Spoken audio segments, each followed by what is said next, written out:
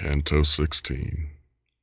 By now we'd come where you can hear the tumble of waters rushing into the next ring, as bees about the beehive hum and rumble, when three shades hastened all together, went off from a squad of spirits passing by under the rain of bitter punishment. They came toward us and cried out this demand: "Stop! You who in your habits seem to be another citizen of our crooked land." Alas, what scars I saw on every member, old and fresh wounds, carved into them by fire. It gives me sadness even to remember. My learned master waited on their cries, turning his eyes to me. "Hold on," he said. "One should be courteous to men like these, and if this place's nature sent no flame arrowing down, I'd say it was less fit that they should run to you than you to them." They recommended their ancient litany while we were waiting. When they reached our side, a wheel they fashioned of themselves all three, as naked champions, muscles slick with oil, warily searching where and when to seize their chance before the jabs and punches fly. So these wheeled in a ring.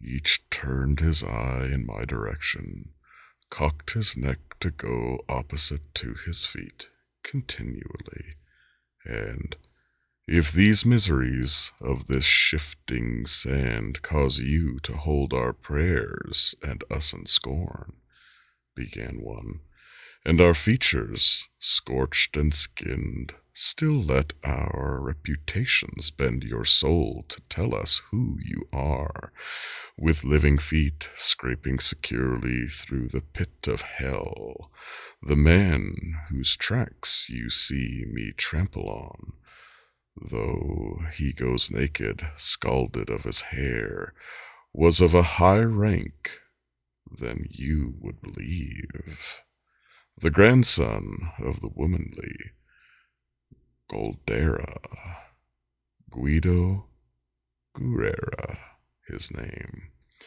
and in his life he achieved much by judgment and by sword. He who comes after me to thresh the sand was Tegiayo Aldebrandi, whose advice should have welcomed in the world above. I, who am crucified with them in life, was Jacopo Rusticucci. Far the worst was the harm done me by my shrewish wife. Had I a covering from the rain of fire, I'd have leapt off and cast myself among them, and think my teacher would have suffered it.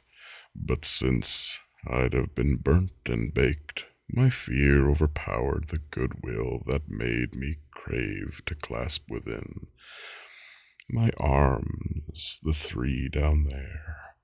Sorrow, not loathing, I began to say, had fixed itself so deep within my heart, it will be long before it stripped away, and did so just as soon as he, my lord, uttered the words that made me think that men of honor, such as you, were coming near.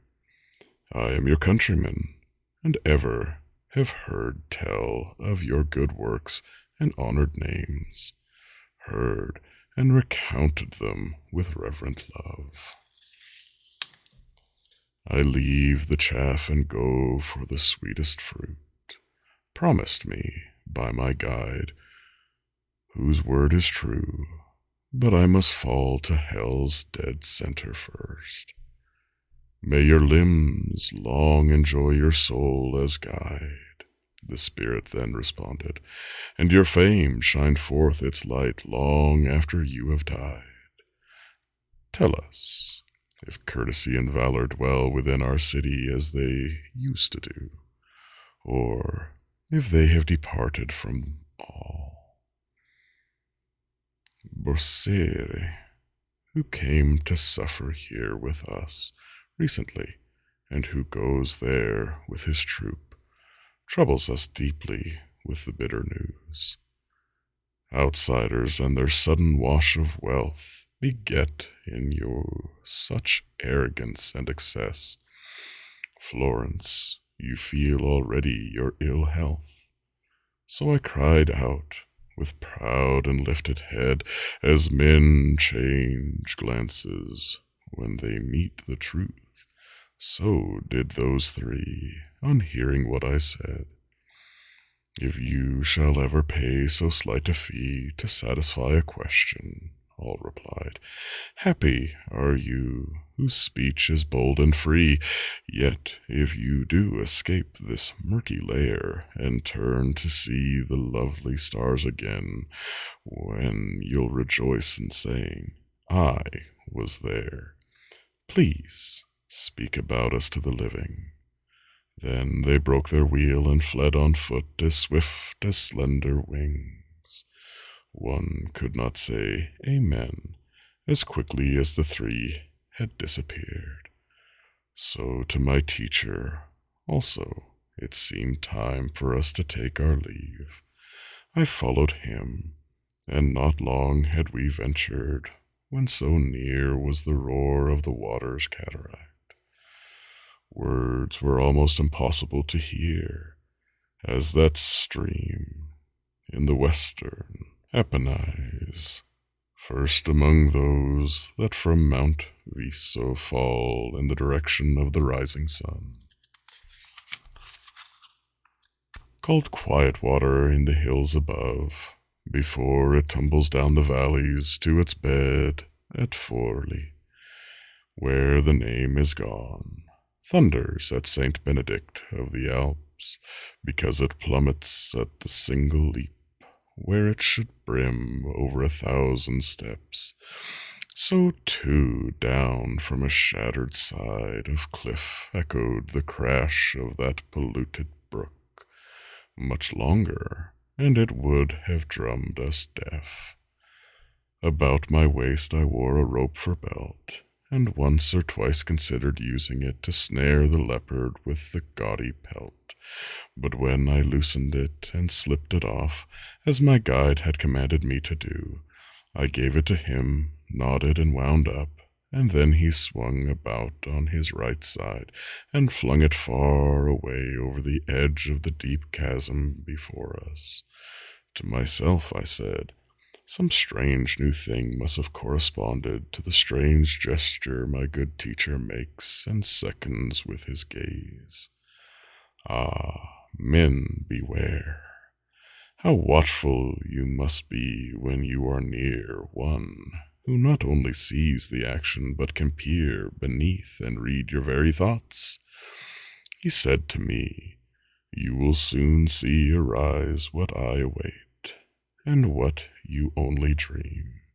Soon it will be unveiled before your eyes, knowing a truth whose face appears a lie.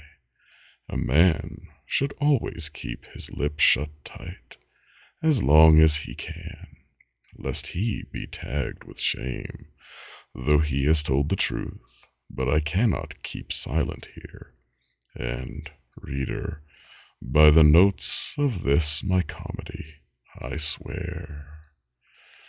And may they keep in favor long. Through that thick air I saw a figure swimming in the night, such as would stun the surest heart with wonder, just as a diver surfacing who's gone below to pry an anchor loose from rocks, or something hidden in the sea, will stretch his arms and tuck his legs to thrust again. End of Canto 16.